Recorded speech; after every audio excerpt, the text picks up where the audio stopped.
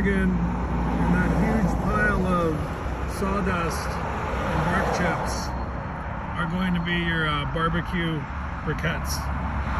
That's how Kingsford makes all of their charcoal briquettes. It's the factory right here.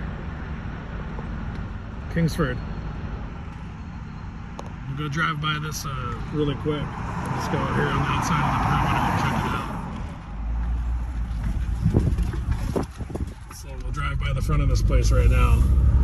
Look at that big loader. So they just dumped that 18-wheeler. See that thing coming down? So they're lowering that huge ram right there.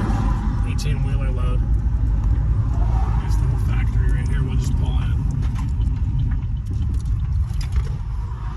So this is their scale. They must come up here and weigh all of their stuff.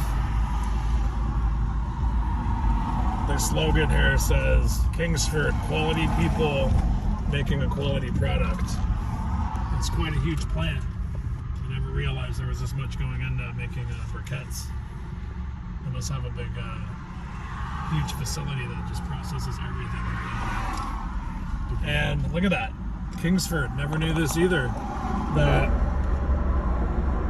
it's a division of the Clorox company. Shipping and receiving. Let's just go down. We'll go down a little further because this thing's like a block long. A couple city blocks long. Just tour the facility here really quick.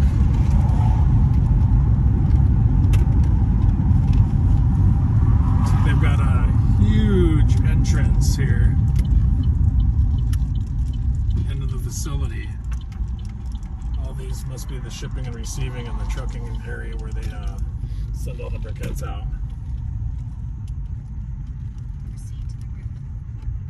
Anyway, that's the whole facility right there. If you ever wondered where all your briquettes came from. It's a little back road out here in Oregon. Well, now we'll see the whole facility as we just drive.